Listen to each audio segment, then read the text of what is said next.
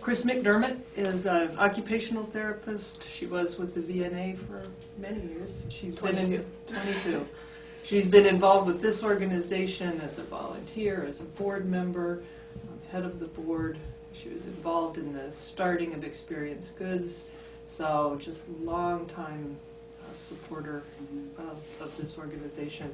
If you haven't done any personal care before, that's fine. As Bettina said, you may never do personal care in the volunteer situation, or you might do it. So this is just to, if you are in that situation and first of all you decide you don't want to do it, you're not interested in personal care, you should always tell Bettina or the volunteer coordinator so that they know, and it's fine. You're not under any obligation, but what you learn today and hopefully what you'll practice at home, might just, if you're in that situation, you might remember back to this day and just feel a little bit more comfortable in what you do and know that we were all of us volunteers were in your situation at one point, and that using good body mechanics and just thinking as fast as you can sometimes because you don't have a lot of time will make you safe and make the person you're working with safe. So that's kind of why we do this training, and occasionally we do longer ones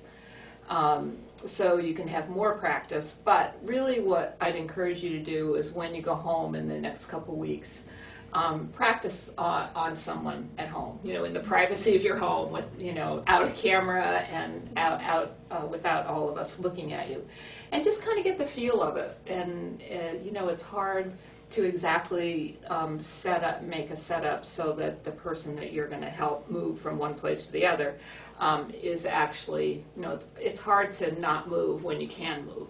So, but just getting used to holding someone, walking with someone in a different way, that's what we hope you'll learn today. The thing that we always do first is gloves, talk about universal precautions and gloves. And so I'll just pass this box around, and if you would take 2 of these. And, gloves, if you have any experience with them, they come in all kinds of sizes. They're made of all different materials. Hospice has a lot of them in the storage closet, and most people that you work with in their homes will also have gloves. So we encourage you to use them if you're actually doing any kind of physical care. Some of these are quite large. Yeah, it was kind of a big box. They're meant for one-time use, unless you can take your pair home today so they're not wasted and use them in your garden or for painting or anything you want. But in the home, really you would only use them once and then you discard them, and that's what we want to go over today. So ideally, you would wash your hands before you put them on, because hand washing is the most important thing we can all do. So you wash your hands first and then put your gloves on, and then you assume your hands are clean so you can touch the rim. And if you would just put one on each hand, and you can, I don't know, some of us, our hands sweat and some of us not, so your hands might get pretty muggy inside these, but again, you probably won't have them on too long. And so when do you use them? If you are helping anyone to the bathroom, so that means in their own bathroom or on and off a commode, or if they've urinated at all and had an accident, then you're helping to clean up either the bed or if they're sitting in a chair, or if there's any kind of spill on the floor and you're the only one there and you're going to help them, then put a pair of gloves on. So you might keep a spare pair just in a little baggie in your bag. As I said, most homes always have them. But, just to be on the safe side, it doesn't hurt. And again, remember only to use them once. So if you were handing someone the toilet paper, if they were in the commode, and then you might have to flush the toilet, I'd say put gloves on. If it's an emergency and you don't have the gloves there and it's a question of safety, well, of course, you're going to be safe and help the person, not let them fall and then go and get your, because you went to get your gloves first. But, you know, you're going to use your good sense and good judgment. But in most cases, you'll have time to put on a pair of gloves. So you do what you have to do, and then, again, in that bathroom situation, you maybe help the person, maybe help them pull their pants back up. If they're soiled, you might be in that situation where you help take them off. Either hand them a new pair, because you always want to, you know, if someone can be independent, let them be independent. And if not, you might have to help them. So you've got that soiled pair. The best thing is to put it in a laundry basket. So not on the floor, because then the floor would also become soiled. So in a laundry basket or in a plastic bag, or the family might tell you where it should go, maybe directly into the washing machine. And then you hand the person their new pants, they're on, they're safe, and now you're going to take your gloves off. So you now would consider your hands soiled, all right? So you don't want to be touching your skin or your face or, you know, your clothes with that, with your hands. So the best way, and there are different ways, and if you go on YouTube, I'm sure that you're going to find, you probably know different ways too, so pipe up if you have a different way. The way I always do it is, it doesn't matter what hand you do, but on the I go on the inside of, I take my thumb and forefinger and the inside of the other hand and drop down about an inch from the band, okay, of the glove. So there's no way I'm going to rub my thumb against my hand. I just grab it as far as I can and pull it off over itself. And then the other one is you don't, again, you don't want to do this because you've got a clean hand on a soiled glove. So you want to work either your thumb inside or your index finger or whatever you're most comfortable. Grab it, pinch it, and pull it off over the other glove. And don't drop it on the floor. And drop it into a garbage can. All right, and then go wash your hands. So the gloves are safe in the receptacle they belong in, and let's do it one more time just to get good practice at it.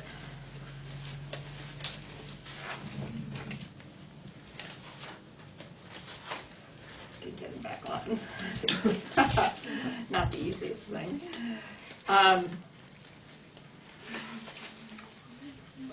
Okay, I've got little short fingers here. So again, they're both your hands are soiled, even if you can't see anything on them. All right, even if you say I didn't touch anything that's wet or soiled in some other way, just assume they are. Grab down about an inch from the top of the glove, pull that glove on itself. Okay. Remember, you've got a clean hand and a soiled hand. Get your index finger in there or your thumb, pull it off over itself if you can, and drop it into a wastebasket. Mm-hmm. And that, you know, and then again, if 5 minutes later the person you're working with needs help again, some kind of assistance, I'm not talking about just walking alongside of them or giving a hug or, you know, rubbing their hand in bed or holding hands while you're maybe sitting by the side of the bed, unless you have or they have some, you know, serious skin issue. But so this is for really doing some kind of personal care, helping the person you're working with, and it usually revolves around the bathroom, bathroom activities, which, you know, may be in the bathroom or maybe on a commode. And so we'll go over the commode use. But any questions about the gloves? You know, they're pretty common nowadays, right? You see them everywhere. It's not like years ago when they kind of gloves, you know, people were threatened by them, but now they're just common and everyone uses them, and I don't think there are any questions about them anymore for the most part. Well, could I ask this? I know that, like, if I arrive, I'm the first person that's used the gloves with somebody, and they kind of are like, what are you doing that for? You know, I mean, but if somebody is upset that I'm doing Well, you probably wouldn't be the first, because if they're having hospice, most likely they have BNA or BARDA, and so they've had a nurse or an aide in there, you know, doing some kind of care. So, but they're already used to it. They're already used to it for the most part, but I think whatever you do with someone, it's always good to say, you know, if you have time, you know, or the first time, I'm going to put my gloves on, just give me a second, you know, are you okay waiting a minute, and then they'll know. But I think after that, most people today understand that gloves are normal, and they've probably had nurses in there using them. You could always, you know, just say that hospice, that, you know, as Yeah. a volunteer hospice, Ask us to- ask you ask to us to wear always it. wear Yeah, I gloves. mean, Right. kind of have us as your backup. So they know If you're it not ever- making some snap judgment that they Right. look a little scruffy and you Yeah. better wear gloves. I think sometimes people could possibly interpret it. Take it personally. Yeah. Right. I worked with a client who was uncomfortable with that, and I would just always tell her, this is so you know my hands are very clean. Right. So it wasn't yeah. about her, but my hands. That's nicely said. Right. Yeah. And it really is protecting both of us. Right. You know, it's protecting the person you're working with and you. Commode, this is called a portable commode, and there are lots of different kinds of these. These are heavy. Yeah, this was, I haven't seen this one in our This closet is a drop before. arm, so this is a Yeah. pretty fancy commode. Yeah. So why does someone use a commode? Most bathroom doors are very narrow. There might be poor lighting in the bathroom. It may be upstairs. Impossible for the person to get into with another person. The door opens in and it blocks the toilet, and if you're on crutches or using a walker or in a wheelchair, you have no hope of going in together, especially when the person needs help. What people tend to do, and we probably all would do it too, you can even picture yourself if you feeling off balance and you reach for the towel holder or the paper, toilet paper roll holder, a sink that doesn't have a support, a base underneath it. There are lots of accidents can happen in bathrooms. In fact, most accidents in a home happen in the bathroom, around the tub. So any place there's water, it really can cause problems. However, that being said, what's the one place that we go when we have privacy? It's the bathroom. You know, we go in, we close the door, we have our own time in there. So it's a time, I think, and you sound like a lot of you have experience with this, when patients, you know, they have to suddenly expose themselves in ways that we just grow up not doing. And so I know that you will, you know, really respect that, and you know, you may have to be present and not present at the same time. So it's a trick, you know, a balancing act, like a lot of, I think, caregiving is, of being aware. And so therefore, you know, here's another time when it's good to talk and say, you know, I know you use the commode, and, you know, if the person's able to tell you what exactly help they need, well, that, of course, is the best. You may hear from the people at hospice, you know, that the person needs some kind of help. The nurse may, the VNA or beyond the nurse might be in the home. And so you'll have hopefully a pretty good idea of what help is needed. However, in hospice, things change so fast. And so in an hour or a day or a couple hours, you know, they may need more or less help than you might know about. So if you have time, it's good to ask. And a lot of people do have commodes. They're not in the bathroom. They're not over the toilet, although they do fit over the toilet. So they make the toilet into an armchair. And you can imagine how much safer that can be, because toilets really traditionally are very, am I okay? Yeah. Are very low to the ground. So when you're weak, most people have a really hard time standing from a toilet, and there's nothing to hold on to. So they do make grab bars that fit onto the back of the toilet where the two bolts are that hold the toilet seat and bowl in place. Not bowl, the toilet seat and the cover in place.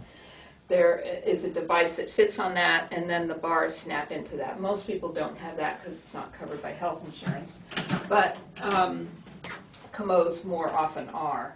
And so they they have adjustable legs, which you can see down here. There are pins. I'll show you right here. over here, right here, that makes the seat adjustable. Most likely, when you get into the home, the commode will already be set, and you won't have to be doing any adjusting. But they do go higher or lower, and again, this one will fit right over the toilet if there's room, and of course that's best if the person's able to get into the bathroom. But if not, it probably goes either in their bedroom or the living room or whatever room they're spending their time in. And it can be covered with a sheet or a piece of bright fabric. They don't have to have their toilet within view all the time. So often it's out of the way and hidden, even though it's very present and nearby. They have a cover, a seat, and if they're portable and not over the toilet, a pail, and with the cover on it. They don't all have a handle these days, unfortunately, but this is more the Cadillac of commodes. So it does. But so you can imagine if someone is independent, they can't get in their bathroom maybe, or they can't go upstairs, they're downstairs, and they have a commode, but they can use it by themselves. They use a walker, and there's no handle on the pail. That really causes a lot of problems. And how do you empty this if you want to be independent? So OTs, what I am, adapt things so that people can carry the buckets by themselves if they're able to. And then, of course, it always should be emptied into the toilet. You can swish water, slight little bit of Clorox in it, and swish it around, dump it back in the toilet to clean it out. And then you want to leave about a ½ inch of water in the pail. It just makes it much easier for the next person to empty. So that might be something you would do if you felt comfortable, but you would have your gloves on, of course. And it just fits in there, only fits in one position. And then, well, obviously you wouldn't have the cover on it if the person's using it. That's a mistake. But I'm just going to add that to your list. Yes. Unless it's April I won't tell you about my husband's April Fool trick 20 years ago. But anyway, take the cover off. But it's good for transport. And then the person can, you come up, you back up to it. As soon as that person, if you're walking with them, they feel the seat at the back of their knees, then that's a good indication that they're in the right position. Then you could encourage them to reach for the handles one at a time, and then just lower themselves slowly down onto the seat. Then I'd hand them the toilet paper or put it nearby or on the sink if you're in the bathroom. Cover them with a towel, and then just say, I'll be either right outside the door or I'm going to go make your bed, give you some privacy, and then just have an ear. Because if they can't wipe themselves, then that might be something you would, or they can't tear the toilet paper off the roll, you might help them with that. But running water helps, again, they're in a very public place. Make sure the curtains are closed if they're in the living room, doors closed if there are lots of people in the house and, going by the door. But anyway, they're great. Now, this one called a drop arm commode means that if someone, and we'll go over transfers in a while, but if someone can't walk up to the commode and they might be in a wheelchair, they could do a side seat transfer, and without having that arm in the way that you have to get up over to get on and off. These make a great deal of difference. However, you almost never see these. So they are really great. I mean, I wish everyone had this kind, but no one does. So someone probably paid for this on their own. Any questions about the commode? Again, it's adjustable in height. It comes with a bucket.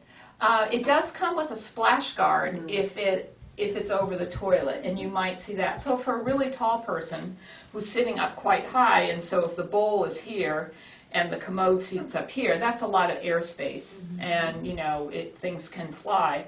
So they come with a plastic, well, it's like the bucket, but there's no bottom in it. And that it's an insert, fits right into the toilet bowl, bridges that gap, and that works really well.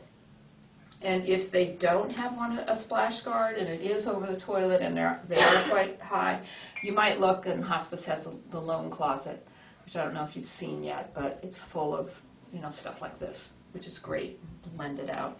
And as insurance, becomes tighter these days, they're paying for less and less adaptive equipment. So, but I think they're still paying for commodes, aren't they? Yeah, which is great. So I'm going to go over the wheelchair next and walking, and then the thing that we do together are the transfers. So by that I mean helping a person move from one chair to another chair, and that's what you'll all try today. But I'll just go over a wheelchair now. This is an old wheelchair. And it's a narrow chair, so it's called a narrow adult. And chairs, well, they come in all sizes, and actually now bariatric equipment, which is for very large people, is quite a big business in the medical supply industry. And so no person should be in a chair that doesn't fit them well. It's really uncomfortable. It's like if you were in a chair that was too small. It just doesn't feel right. And I think wheelchairs especially are difficult for people to be in. All of us would probably have a hard time, because what does it mean? It means you can't walk, or you're weak, or you can't stand. And so if the chair is enormous and you're a really tiny person, then what do people look at? They're going to see a chair first rather than the person. So I think it's really important to have them fit well, and people should be as comfortable as possible. So other than the size of the chair, which of course if it's a loaner chair from Hospice, the person may not have a big choice in, but if it's a chair that's being ordered, which you of course won't have to do, then they're ordered a specific size and the person is measured, and wheelchairs can go up to $30,000, $40,000, $50,000 for a customized power chair that supports a respirator and reclines and goes up and down, and you can put a computer on it. I mean, they're very sophisticated. But most often you'll see the more standard type chair. Let's see, there are push handles in the back. So you've got the handles that you put your hands on as a person, assisting a person in a wheelchair. And then there are these, what they're called, places for your feet. And that helps, what it does is help, it gives you a little bit of extra traction and oomph to help push a person in a chair, especially if you're on a deep pile carpet, or maybe outside on dirt, which you won't be going far if you're on dirt with these skinny wheels, but it does give you some extra power, push power. Or if you were to, is there a cane? Did you get a cane? I didn't. Okay, that's all right. No. So we'll just have an imaginary line here in front of the caster wheels. So these are called caster wheels, and these are the big wheels. And so if you were in the house and coming to a threshold, and a quarter of an inch, if you're in a wheelchair, can stop a person if they don't have the power to get those front wheels up over the threshold. So if you keep your body close to the chair and you step, let's turn around like this, on one of these, and that helps with your body and your foot and your upper body, just lift those front wheels off, and get up over that threshold. And really, it's quite easy. So it's not so dependent on the size of the person in the chair or your size. It's more how you use your body. And if you go at it as you're kind of one, and you just push down with your foot on one of the handles, pull back, and you're not pulling way back. It's just you have to get up over the threshold. It really works well. Or you can, on a threshold anyway, where it's just a tiny, you can go back up to it and just lift. And you probably were saying, oh my goodness, I could never lift someone in a chair, but you'd be surprised, again, using your good body mechanics and just lift just slightly to get up over that threshold. It'll work.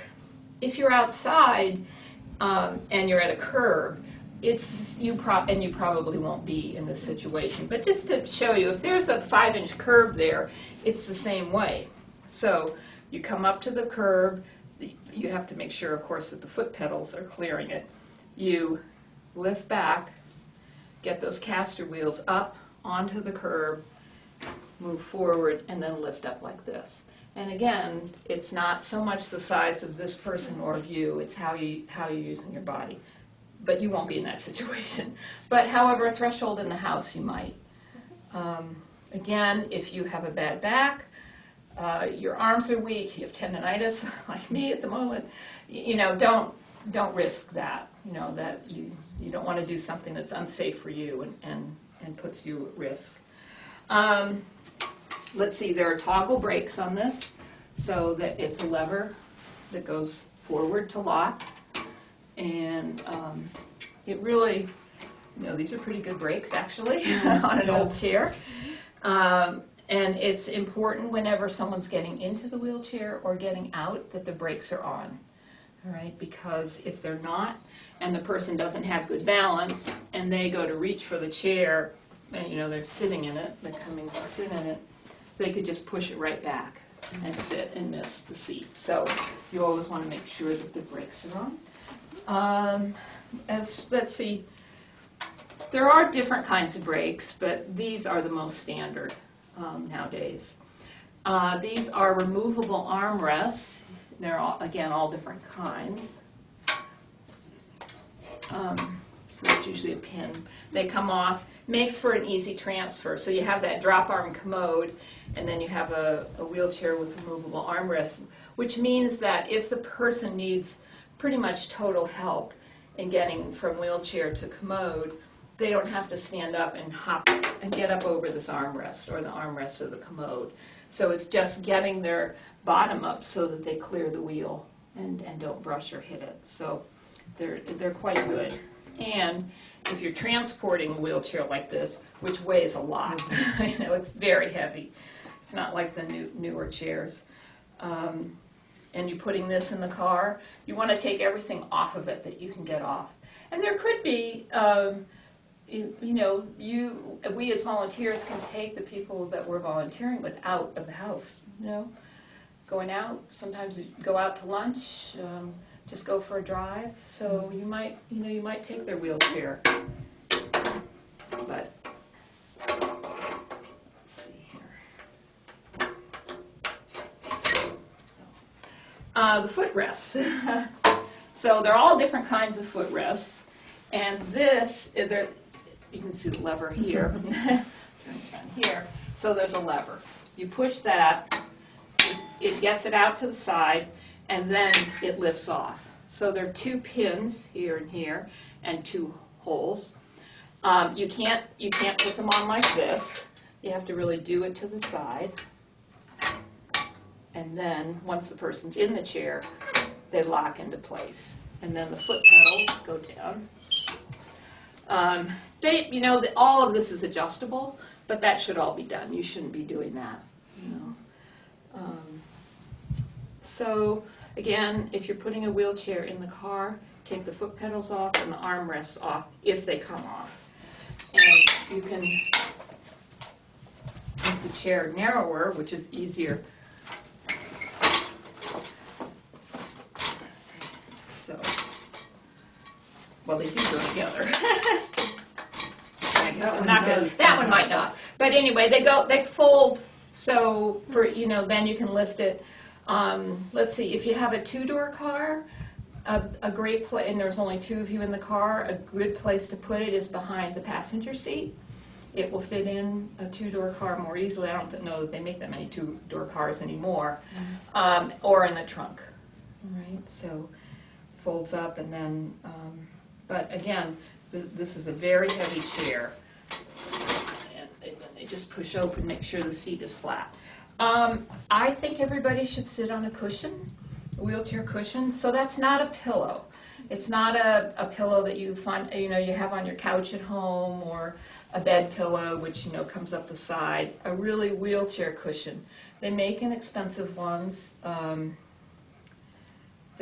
least they used to be covered. I don't know if they are. It's probably questionable. However, for skin protection and comfort, there's, you can imagine sitting on that Naugahyde all day. It's like a solid seat. And if you don't have good circulation, or you're particularly thin, or even if you're not thin, bed sores can happen to anybody, not just thin people. So even a 1-inch, my favorite is this 1-inch gel cushion. They're comfortable, they're fairly lightweight, and even an egg crate, egg crate mattresses. I mean, they're not the greatest cushion, but they're better than a pillow that you put on your couch, a throw pillow. A lot of new chairs have seat belts. So if you're going outside with someone and their balance is off, they should always have their seat belt on if you're going outside. If there's a seat belt on the chair, put it on. It's not considered a restraint like a sheet would be. You wouldn't tie someone in with a sheet. But a seat belt, they work well. If you're going down a ramp outside someone's house, I would go backwards, because you can imagine if the ramp's there and it's a big long ramp and it's steep, and not you, but the person sitting in this chair might look down that ramp and say, and if their balance is a little off and they don't have a seatbelt, you could get that feeling of just toppling right off. So just go down backwards and, stay close to the chair. You've got your hip you can use to, to stop it if need be, but it won't run away with you or him or her, as it might if you're going down frontwards. So what's it 2 steps steep of a ramp is 1 inch for every inch up, there should be 12 inches out. So that's a regulation ramp these days. And most people don't, if it's a homemade ramp at a house, they usually don't have the room, or they don't know how to design it so that it's a back and forth ramp. And ramps are so expensive to put in, so people understandably put in something very steep. You definitely don't want to go out with the person you're working with, have them go first, so back down it. Going up, it's fine, push up. You might have to use your body. They usually have a safety lip on them so that the front wheels aren't going to slide off the side. Any questions about a wheelchair? Have you all sat in one ever? Yeah, so it's a good thing to know what it feels like to look at the world from a seated position. Hey, Chris, can you just go over the wheels, like that part? So if a person's didn't put the brakes on. If a person is propelling the wheelchair by themselves, they should, a couple things. Some people can walk. It's good exercise to walk as they're moving around their house. It's easier to back up than it is to go forward if you're just using your feet. It takes a lot of power, even for me, to dig my heels in to go forward. But going backwards is very easy. So if they are able to propel it, they hold on to the rims. Okay, not the wheel part, which is dirty. So they would hold on to the rim, and you can walk. They can walk with their feet and still propel forward, or propel backwards, and usually use your arms together. They don't exactly turn on a dime, so to make them turn, you kind of have to go one back and one forward. But if the person if they can walk with their feet with it, take the footrests off, because they don't need those getting in the way. That extends the chair, makes it a lot longer. Sometimes you can get into a bathroom if you take the footrests off. So that might be something you would do. But again, make sure, again, encouraging the person you're working with to put the brakes on themselves is good. Maybe they can only do one side, so you might do one side, they might do the other side. So whatever they can do for themselves is the best, even if it takes a little longer. I still encourage you to do that. sometimes you do find when you're pushing someone, if they don't have the leg supports, then they get tired and they kind of drop their feet. Right. And they could easily kind of get pulled under. So Right. That's Yeah, you have to really- kind of watch, and I sometimes have people cross their feet if they can. Strong leg under the good leg, the strong leg under the weak leg. But you're right, after a while, it gets pretty hard, and you want to make sure, right, as you're going forward, especially if you're on a ramp or out on a sidewalk or something, that they're not going to, kind of stub their feet and their toes, and that, will just give you heart palpitations.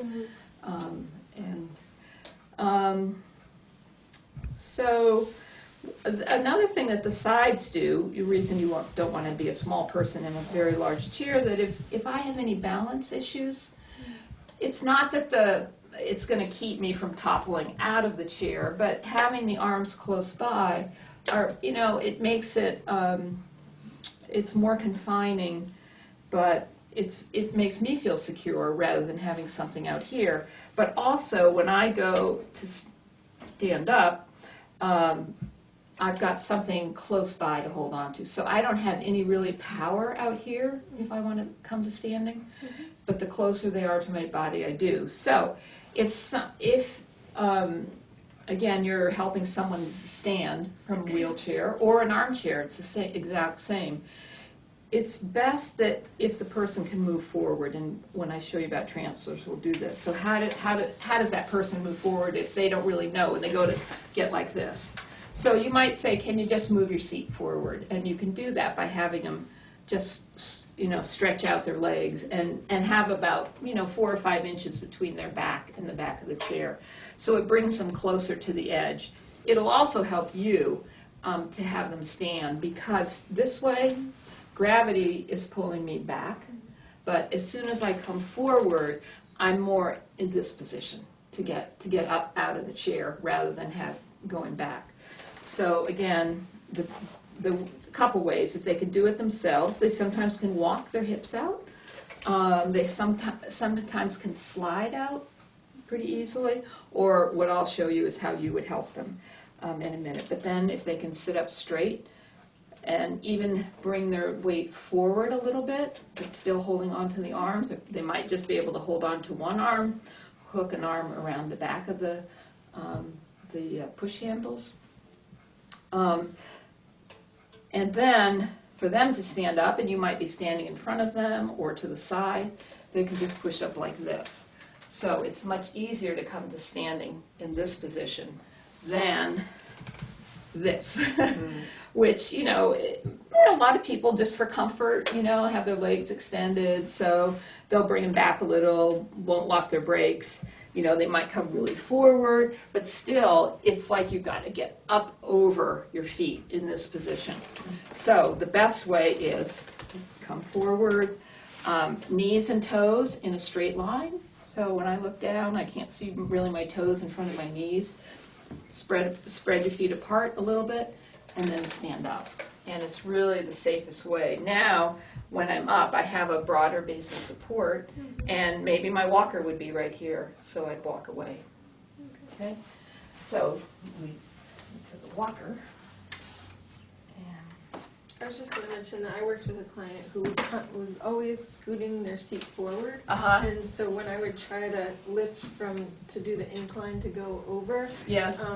It was, I would always have to remind them to scoot back, because it's almost impossible to get that To get up over, yes, if you're the right. seat is forward. So, Right, if your feet are extended. Right. Yeah, that took a little bit of trial and error Right. of why won't this lift up? Oh, you're sitting way up here. Yeah, right. And it is. Remember, we're all, we all have different body sizes and different strengths. Our bodies have different strengths and people you're working with, and they may be in pain. So what sounds ideal in here just may not work ideally in the home situation. And so therefore, you kind of have to be open and adaptable. But thinking safety all the time. So this is a collapsible walker. They're pretty standard. Let's see, they open like so, and they lock into place. There are all kinds of wheel configurations on walkers these days, from no wheels, which isn't so common anymore, to 2 wheels in the front and tennis balls or sliders, like little skis in the back. Now, in the olden days, we used to slip the tennis balls, but now they make them, especially for walkers, so that's great. And they slide better if you have the little skis or the tennis balls. So if the person's using a walker, it should have already been set up by the PT, physical therapist, at home. But the correct position is that the person who's using the walker, their arms are slightly bent. So you don't want it, so it's like, if I were like this, it would be way too short for me. Or you don't want the person's arms to be like this, and they have this gigantic walker, but yet they're a little person. They do come in different sizes, and they make children's walkers. They usually have a handle to hold on to. Some people with really sensitive skin on their hands they can get quite red and irritated, so sometimes lamb's wool, on the handle so that they're not too slippery, help. And the correct way to, this kind of walker, the person is really, and the walker are walking together. So I'm not too far away, I'm not like this, which sometimes you will see people kind of doing it in this position, which obviously isn't good. Or it's not like this. So what could happen? You can easily move forward. So you don't want to walk too far into it, or like this. You see some people walking in this, which I know seems impossible, but they do. Or they're holding on to something and trying to walk like this, holding on to their plate of food, because really, if you live alone, how are you going to carry your plate to your table, or a glass of water? So how do you get around all those? First of all, giving good instruction, which again the physical therapist would do. But this is the position. Just if you see someone like this, you're walking with them, you might say, has the PT gone over how to walk with the walker? And I remember in my hospice training class that I think if you hold the walker a little closer, you'll find that it's much easier. And you might be, let's see, would you be the walker person? So if you're walking with someone, you can either walk just side by side and just be chatting, and if they're okay, you're going to This is when they do this, yeah, I'm going to do it myself. So, of course, you always want to be aware, like, oh, Mrs. Jones, I noticed you were lifting your walker up. Why? I think you're supposed to leave it on the ground all the time, the floor. And why don't you just walk a little closer? Okay. But so you're present, but you're not the physical therapist. So it's not like you're going to be the teacher. Oh, here. Look out there! Is that thing? Take it easy here. Why should I see that out there? But keep your hands on the walker because it makes me nervous. So again, making light of it in a I don't mean making fun of someone, but keeping it light. And thinking safety, you got to kind of think ahead. Where is there a curb over there? Are there rocks in the lawn? They want to go see their favorite plant, and you're trying to make that happen, which is great. But how do I get over there if there's uneven terrain? So walking side by side with someone in a walker is fine. The other way you can do it, if they're a little wobbly, I know your lift's a little bit wobbly today, so I'm just going to walk behind you, and you don't have to have your hands on them. If you see that they're really wobbly, I'm just going to put my hands on you. You tell them what you're doing. I'm just going to put my hands just there, just to makes me feel better, and hopefully I can help you with your balance today. It looks like you're having a harder time. So now, if they're going to, oh yes, do you have any of the belts to practice with? Gait belts. We have them, and a lot of people have them. Right. Okay. They're great, but you're not going to keep somebody from falling with a gait belt. Right. But yes, I think they're great because holding on to somebody's waistband really hard, and it gives people a wedgie, and it's just really, and it's nothing to grab onto. Mm-hmm. But a gait belt, which if you don't know, thank you. Yeah, they come in, again, all different sizes, but usually it's made out of cotton webbing, maybe, 2 inches thick. Some have handles on them, so you can really, some are quite wide, that you can really hold on to. And they really help the caregiver. And sometimes in hospice, because of pain issues, they're hard to use, but I think they're great. Yeah. Does it just wrap around? It wraps around. It's like a seat belt. Some are like a seat belt. Some are Velcro, and some are like 3 or 4 prongs that kind of dig into the fabric. And so I think the seat belt kind and the Velcro are really the best. They're the easiest for you to use. I don't know what yours been Velcro. Or seatbelt. Seat belt kind. Yeah. I used one. One was used for me when I had my knees replaced, and they put it around my waist, and I found it really reassuring that I had it on, and the person behind me on the stairs, Right. on the side of me, I should say, could grab it if necessary. If need be, it was right. very reassuring. Right. Yeah. I think, therapists use them all the time, but in home, probably, well, I'm not sure, we can ask Bettina. I don't know if you would use them at home, yeah, it's a good point. We'll ask Bettina. What about should you use them if they have them? But they are helpful, and they're better than a belt. I mean, a belt's better than just a waistband. But a lot of people are in their PJs, and that flimsy fabric, you're not going to keep somebody upright. Which brings me to the next point about falls. And, falls happen to all of us. And very seldom are you going to be able to keep someone from falling if they're going to fall. It's better to let them fall, but let them do it in the best way they can possibly can, and that's protecting them. Of course, you have like 1 second or less, and a person would be down, but it's better to make the fall more gentle as possible than to try to think that you are going to be able to keep somebody from falling. Now, if they're going down, they're going down. And, I would encourage you, if you're walking with someone on stairs, I think that is a place where falls happen, because people forget all the techniques that they've been taught. We're used to just walking up the stairs, walking up and down.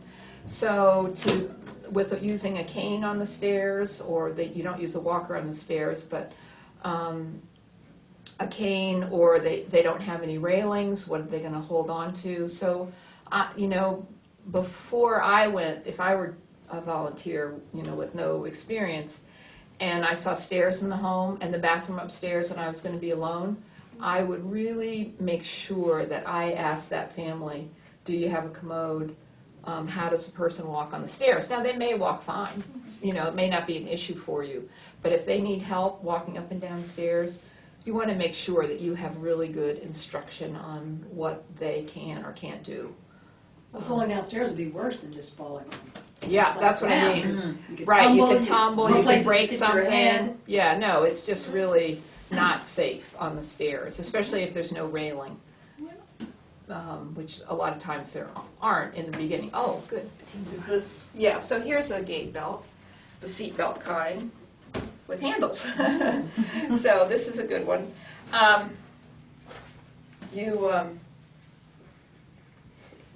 So again, because of pain, sometimes you can't make it really snug, but it needs to be touching the person, so this would be a little bit too big for me.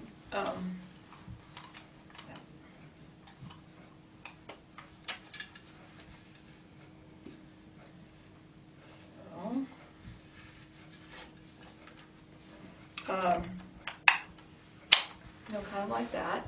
And then you have, I personally like to hold on here, but the handles are good. I don't feel like I have as much control if I'm out here with these kind of floppy things. But, one hand as you're walking along behind someone, it would probably be adjusted. So it's not like you would have to adjust it. But if it's really loose and the person doesn't have pain, I would tighten it. You don't want it, this enormous belt. Again, because if the person, his balance is off, if the belt's really big, it's really not helping you or him or her. Okay, but this is a kind of standard gait belt with the seat belt closure. So a tub seat. So as I was saying, the hardest part in the bathroom is how do you take a shower? Or a lot of times if the person was a bath person, they're not going to be able to get down in the tub, and you're not going to be helping people with a bath. But just for your knowledge, I think it's good to, you might say, well, do you know about tub seats? And so this is a tub seat. It has adjustable legs and a back on it, which is great. This holds the handheld shower. They can put it right there. But you have to be able, with this, you have to be able to step up over the side of the tub, and there's nothing to sit down on, so you can easily flop. So if the person has, pretty good balance and good strength, but they just can't get down in the tub, these are great. But for most people, it isn't enough, and they need arms on it, and they need what's called a tub transfer bench, which 2 legs are on the inside of the tub. If you imagine this is the outside edge of the tub, 2 legs fit on the other side, on the outside, so that the person scoots over like this. Here's the tub edge, either with a caregiver's help or on their own power. They lift up over and then can transfer this way, or they might need help in standing. But tub seats, I can't recommend them enough. And you might be in that position to say, I think I could get you a tub seat, because insurance doesn't pay for these, and they're pretty expensive. So Hospice has a lot of them. They get used a lot, I have to Yeah, say. they do. People, I don't know if people are just becoming aware of them more, but they go in and out of here a lot, and people who are just having knee surgery, or it's not even all hospice. People with walk-in showers that are lucky can just put them Yeah. in and get Right. that. Yeah, if they have a walk-in shower, it's so nice, but most people don't. Or people spend big bucks and they have those, buy the new shower inserts that have a seat in them, and they're totally useless because the shower head's here, but the seat is down there. They're too low and there's nothing to hold on to. And they're usually oftentimes tile. They're pretty fancy nowadays. So it's best if I ever, or when I did, would say don't buy the one with the seat in it, because they really aren't useful, and that you spend a lot of money on those. You were speaking of when people are falling, we have to let them fall, that there's no way we will be able to stop them falling. Right. Good. That's a great question. Yes, it's better to let a person fall gently if they have to fall, and you're using your body kind of as a shield, if that's possible, in the split second that you have, which is so incredibly fast. But when they do fall, what do? Make sure they're comfortable. Are you okay? If you can get a pillow for their head, obviously see if they're bleeding anywhere, if they've hit their head. Call for help immediately, either 911 or a family member first, if there's someone else in the house. Make them comfortable, pillow, blanket, and then get help. And can you get them up from the floor? Probably not. Not even try. I wouldn't. I would call someone. I think, if the person says I'm all right, and you have to use your judgment. And some people fall, and they're used to falling, and they can get up. But I don't know. I think it's best to call someone. Yeah, And that's what I would do. If my patients fell, and they were not okay, I would get help. So, in our last couple minutes here, and we'll pair up and do this, but a transfer. So Bettina will, So here is the commode or the wheelchair or maybe a lift chair, with that, or a comfortable, a lazy boy type chair. And again, trying to keep people in their favorite chair rather than using what we want them to use, which is a nice sturdy chair with arms. And so trying to help people be safe, just a little bit on lazy boy chairs. They're usually low, slanted, they swivel, and they rock. And so, or they can. And the seat is kind of back like this, so a person gets back and gravity just holds them in that chair. But it's really easy to have someone build a platform for a lazy boy chair in, 6 to 8 inches with a safety lip around it. And that chair can sit right on top of the platform. And if it's on a non-skid surface, they're great. And then the person can use their own chair.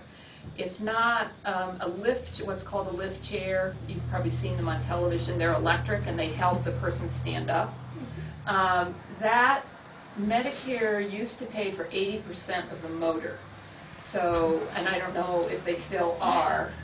Under hospice, it's covered if somebody Hospice, needs it, yeah. so it's a little different, I'm sure. It's a little different, but in the general public, it was that health insurance paid for 80% of the motor, which isn't very much, and they're quite expensive. But hospice has loaner chairs sometimes. Sometimes.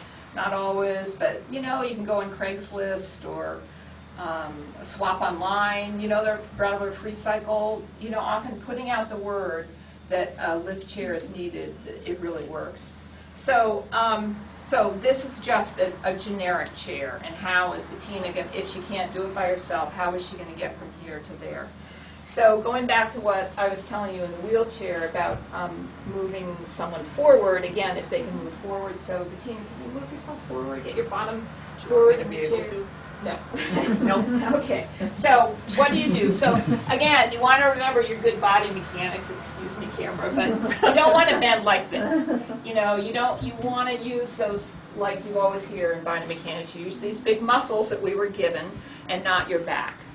So you're going to squat, and I'm just going to pull you out, Bettina, a little bit. And again, always remember to talk to the person that you're working with. Tell them what you're doing. Even you can say, I've done this, I've had good instruction, but let's work together. And you tell me if you have any ways that you know how to do this better than what I'm going to instruct you, please tell me. So you're talking all the time. And then to help her come forward, I'm just going to pull you forward a little bit so that, again, her upper body, and if you have to turn around and you have to get something, always, if the person doesn't have good balance, you're always going to keep a hand on them or on their shoulder so that you're always aware of where they are, because now she is, it's more precarious. She doesn't have that back support. She's kind of going this way, and gravity's going to pull her that way. So just keep your hands on as you're talking and, reaching for something. So, then you want to make sure that their toes, their toes and their knees are in a straight line, that their feet are slightly apart. So now you're kind of set up for the best position to help somebody do the transfer.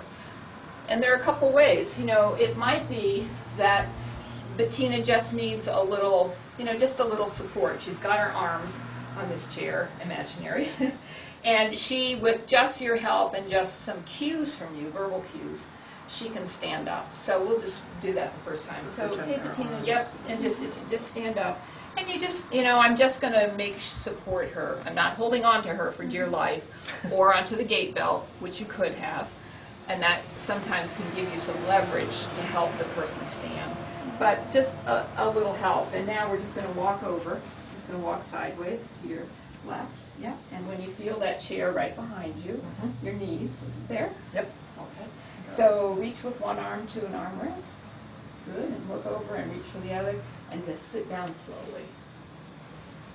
So that's kind of a minimal assist transfer that, she was doing most of the work. And I was just there kind of for guidance. And I would, first of all, of course, make sure she might be able to do that by herself. So that she should always do. Always, again, the person, if they can be independent, go that route. So now, if she can, which she just did, scoot back on her own, that's great.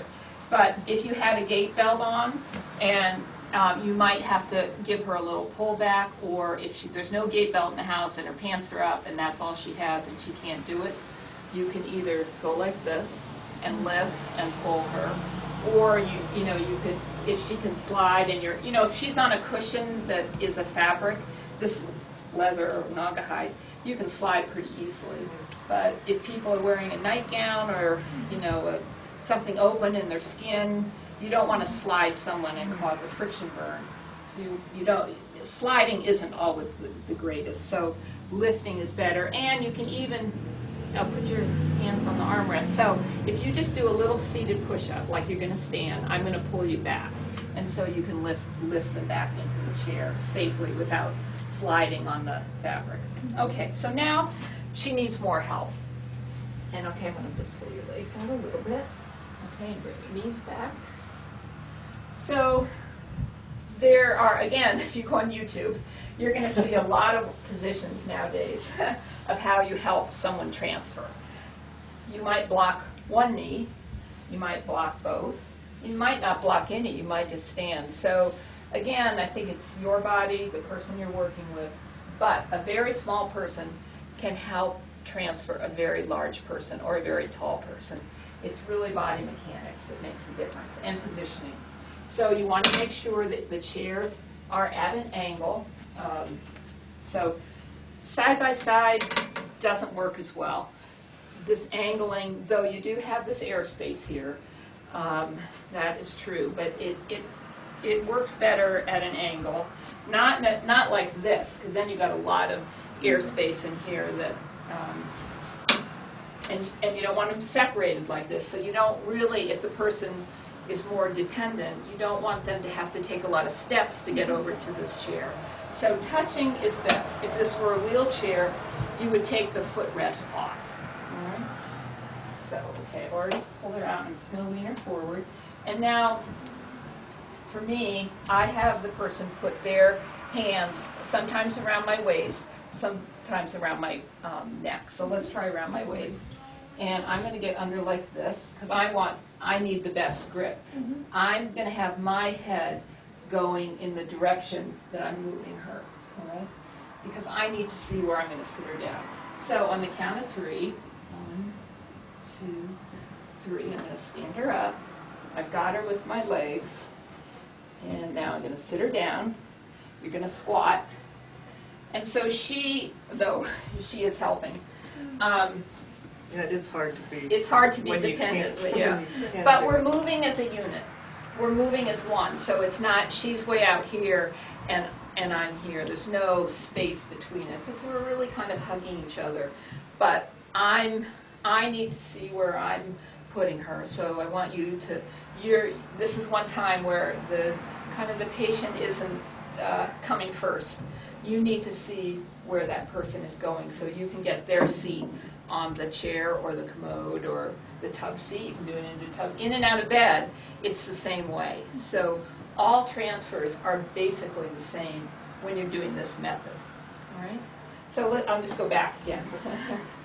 All right, so first thing, and I've already explained to her what we're doing. All right, so that's always first. Move forward, bring her back. I know that the chair is where I feel it's best, okay? So she's going to put her arms around me. Yep. I've got her knees. I'm squatting, okay? And then on the count of 3, 1, 2, 3, I'm going to lift up. And then just going to lower her down. And then once she's there, even if you didn't get quite on the seat, you can reposition. So just don't let go if they have poor balance. Now, there does come a point when obviously this isn't going to work. I mean, if you're, a tall, strong person and you could just lift up and move somebody, well, that's one thing, but most of us aren't. I don't even know that really is the best. Yeah. But there comes a point when a stand pivot transfer isn't going to work anymore. And then there are a lot of mechanical lifters who the kind of nickname for them all is Hoyer Lift, but Hoyer is actually a brand. But they're mechanical lifters. And there have been instances where volunteers who are comfortable and assist with transfers, but it's not typical. Yeah. And so you probably would never do that, but you might see a Hoyer lift. You might even be asked by the caregiver just to kind of stand by and, make sure that the person's positioned right when you're doing it. But anyway, so I just don't want you to worry that if this doesn't work anymore, that the person doesn't move. There are other methods for people who are very dependent or very ill or in a lot of pain, where this kind of transfer just doesn't work.